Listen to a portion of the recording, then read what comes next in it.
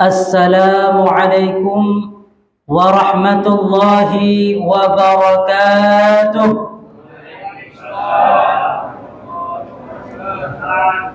Alhamdulillah nasta'inuhu wa nastaghfiruh wa na'udzu billahi min shururi anfusina may yahdihillahu fala mudilla lahu wa may yudlilhu fala hadiya lahu. أشهد أن لا إله إلا الله وحده لا شريك له وأشهد أن محمدا عبده ورسوله لا نبي بعده أما بعد. Segala puji bagi Allah, Allah yang memberikan kepada kita nikmat iman, nikmat Islam dan nikmat kesehatan, sehingga kita dapat berkumpul di tempat yang sangat mulia ini dengan satu tujuan untuk melaksanakan salat Isya, salat tarawih dan salat witir secara berjamaah. Selawat berangkaikan salam senantiasa kita haturkan ke pangkuan alam Nabi besar Muhammad sallallahu alaihi wasallam, pengubah peradaban dunia dari zaman jahiliyah ke zaman yang Islamiyah. Sambilan kita niat i'tikaf, marilah kita sama-sama mendengarkan sedikit mau'izah hasanah, mudah-mudahan menjadi bahan ulang kaji dan menjadi amal tambahan kita nanti di akhirat. Ma'asyaral muslimin wa zumratul mu'minin rahimakumullah. Allah berfirman di dalam Al-Quran dalam surah Al-Baqarah ayat 183 yang berbunyi, A'udzu billahi minasy syaithanir rajim. Bismillahirrahmanirrahim. Ya ayyuhalladzina amanu kutiba alaikumus shiyam kama kutiba alal ladzina min qablikum la'allakum tattaqun. Wahai orang-orang yang beriman, diwajibkan di atasmu untuk berpuasa sebagaimana diwajibkan kepada umat terdahulu, la'allakum tattaqun, mudah-mudahan kamu termasuk ke dalam orang yang bertakwa. Di dalam kitab Tanbihul Ghafilin, Abu Lais As-Samarkandi mensyarah sebuah hadis Nabi yang berbunyi, ada 5 keistimewaan, ada 5 perkara yang Allah Ta'ala berikan kepada umat Nabi kita Muhammad yang tidak pernah diberikan keistimewaan tersebut kepada umat sebelum Nabi kita Muhammad sallallahu alaihi wasallam. Kata Nabi, yang pertama, khulufu fammi shaimi atyabu 'indallahi min rihil miski. Keistimewaan yang pertama, bau mulut orang yang berpuasa di sisi Allah itu lebih baik daripada baunya, harumnya minyak kasturi. Ini menunjukkan bahwa bau mulut orang yang berpuasa bernilai ibadah dan memiliki keistimewaan di depan Allah Subhanahu wa ta'ala. Jadi memiliki kelebihan dan keistimewaan ini merupakan kesempatan kepada kita umat Nabi Muhammad untuk sungguh-sungguh berpuasa pada bulan Ramadan. Namun apabila bau tersebut bukan berasal daripada bau khas mulut, seumpama melalui daripada makanan dan minuman, maka otomatis hilang keistimewaan tersebut. Contoh, Apabila kita berbuka puasa dengan jenggot, kemudian kita tutup, kita khatam sahur kita dengan pete, maka oleh karena itu tidak ada kisman di situ. Maka dalam mazhab Imam Syafi'i dimakruhkan untuk menggosok gigi di siang hari pada bulan Ramadan dikarenakan dapat menghilangkan bau mulut orang yang berpuasa. Bau di sini adalah bau khas, bukan bau daripada makanan maupun daripada minuman. Yang kedua kata Nabi, wa tastaghfiru lahumul malaika hatta yuftiru. Malaikat meminta ampun kepada umat Nabi Muhammad yang berpuasa pada hari itu hatta yuftiru, hingga ia berbuka.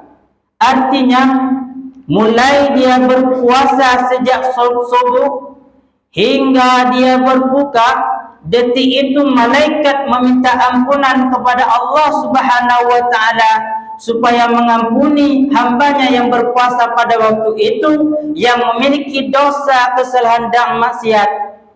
Malaikat meminta ampun kepada Allah Subhanahu wa taala. Kalau malaikat yang meminta ampun kepada Allah Subhanahu wa taala, pasti diterima oleh Allah Subhanahu wa taala, karena malaikat merupakan makhluk yang maksum, yang tidak memiliki dosa sama sekali. Yang ketiga kata Nabi, wa tusfatu fihi maraddati syayatin, dibelenggunya syaitan-syaitan yang durjana. Fala takhlisuna fihi illa ma kanu yakhlisuna fi ghairi. Karena syaitan itu dibelenggu oleh Allah Subhanahu wa taala, maka akan tumbuh keikhlasan dalam diri hamba. Yang keikhlasan tersebut mungkin tidak bisa kita dapatkan pada bulan-bulan yang lainnya.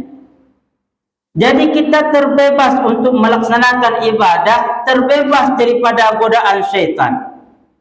Namun kalau kita lihat, kenapa datangnya bulan Ramadan ada saja orang yang berbuat maksiat, ada saja orang yang bermain skater, ada saja orang yang bermain judi dan maksiat yang lainnya?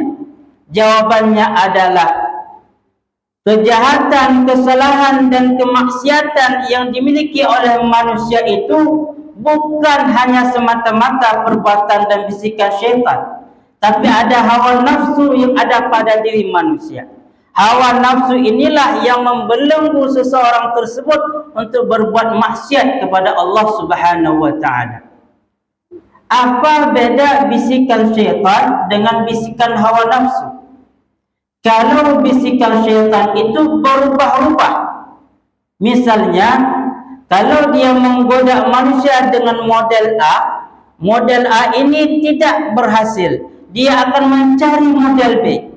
Model B pun tidak berhasil, dia akan mencari model B. Dia akan mengambil peluang yang sangat besar untuk berbisik dan menggoda manusia. Sedangkan hawa nafsu, dia cuma satu model dia. Dia bisikannya tidak berubah-ubah. Kalau dia minta makan, kalau dia lapar, dia akan minta makan. Kalau dia minum, dia akan minta air.